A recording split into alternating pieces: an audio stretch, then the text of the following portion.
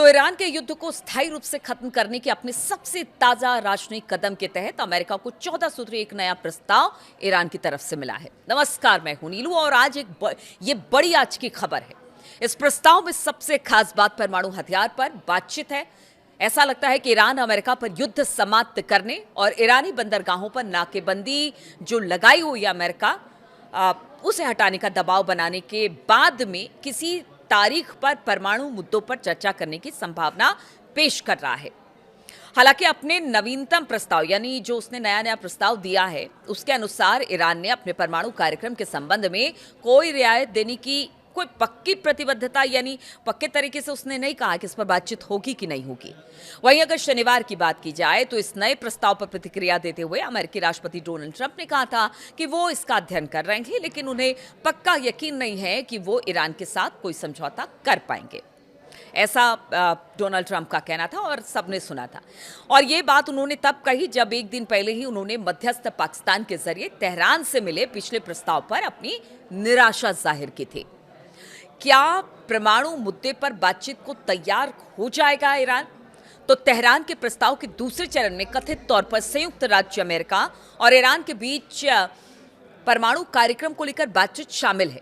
प्रस्ताव के 9वें पॉइंट में ऐसा लगता है, जो 14 पॉइंट अभी लेटेस्ट 14 प्रस्ताव रखे हैं ईरान ने, उसकी बात बता रहे। उसके 9वें पॉइंट में ऐसा लगता है कि ईरान परमाणु मुद्दे पर बाद में चर्चा करने की संभावना पेश कर रहा है ताकि संयुक्त राज्य अमेरिका पर युद्ध खत्म करने और ईरानी बंदरगाहों पर लगी नाकेबंदी हटाने का दबाव बनाया जा सकते। एक्सियोस के मुताबिक 2 मई को प्रस्ताव की जानकारी रखने वाले 2 सूत्रों का हवाला देते हुए बताया गया कि अगर संयुक्त राज्य अमेरिका और ईरान अगले महीने तक हॉर्मुज स्ट्रेट और युद्ध की समाप्ति के संबंध में किसी समझौते पर पहुंच जाते हैं तो फिर ईरान 1 महीने के भीतर परमाणु वार्ता करने पर सहमत हो जाएगा। अल जजीरा ने बताया कि ईरान ने 15 साल तक यूरेनियम संवर्धन को रोकने के विचार पर चर्चा करने की पेशकश की है। 15 साल।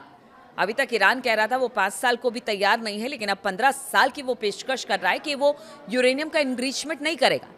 ये पिछली ईरानी पेशकशों के मुकाबले काफी लंबी अवधि है। पहले ईरान के ने 5 वर्षों के लिए संवर्धन को रोकने का प्रस्ताव दिया था। ईरानी प्रस्ताव में यह भी कहा गया है कि संवर्धन में रुकावट खत्म होने के बाद करीब 3.6% तक संवर्धन कर सकते, यानी इतना उनकी जरूरत, मतलब देश के लिए जो भी उनके ऊर्जा प्लांट और बाकी सब चीजें हैं, कम से कम 3.6% तक संवर्धन वो कर सकता है। 2015 के संयुक्त व्यापक कार्य योजना यानी JCPOA के तहत ईरान को पहले 3.67% तक का संवर्धन करने की अनुमति थी। राष्ट्रपति ट्रंप ने पहले ही संकेत दे दिया था कि वो चाहते हैं कि ईरान यूरेनियम संवर्धन को हमेशा के लिए बंद कर दे। प्रस्ताव में यह भी कहा गया है कि ईरान अपने अत्यधिक संवर्धित जो यूरेनियम का भंडार है उसे भविष्य पर चर्चा को तैयार है, ऐसा कहना है, और इसके संभावित विकल्पों में इस भंडार को विदेश भेजना या फिर इसे हल्का यानी कि डाइल्यूट करना शामिल है। अमेरिका ने मांग की है कि ईरान अपना HEU भंडार उसे सौंप दे। प्रस्ताव में इस बात पर भी जोर दिया गया है कि ईरान अपने किसी भी परमाणु सुविधा को नष्ट नहीं करेगा। प्रस्ताव में ईरान की तरफ से अपने परमाणु कार्यक्रम में दी जाने वाली रियायतों के बदले ईरान पर लगे प्रतिबंधों में ढील दिए जाने की जरूरत पर जोर दिया है। इसी तरह द वॉल स्ट्रीट जर्नल ने 1 मई को बताया कि ईरान के प्रस्ताव में अमेरिका की तरफ से प्रतिबंधों में ढील दिए जाने के बदले ईरान के परमाणु कार्यक्रम से जुड़े मुद्दों पर चर्चा करने की बात कही गई है। ईरान के विदेश मंत्रालय के प्रवक्ता इस्माइल बगाई ने 3 मई को जोर देकर कहा कि ईरान का 14 सूत्रीय जवाबी प्रस्ताव पूरी तरह से युद्ध को खत्म करने पर केंद्रित है और इसमें परमाणु मुद्दों को शामिल नहीं किया गया है।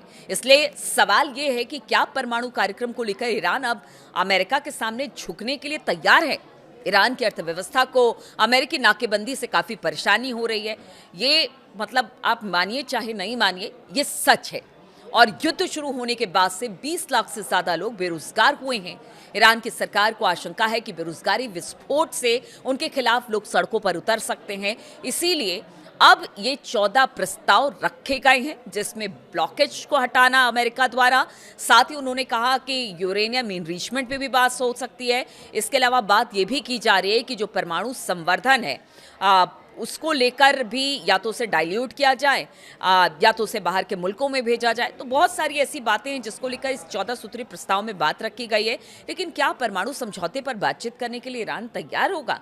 अभी इस पर संशय बरकरार है। चलिए, बहुत बहुत शुक्रिया आपका मेरे साथ इस वीडियो में शामिल होने के लिए।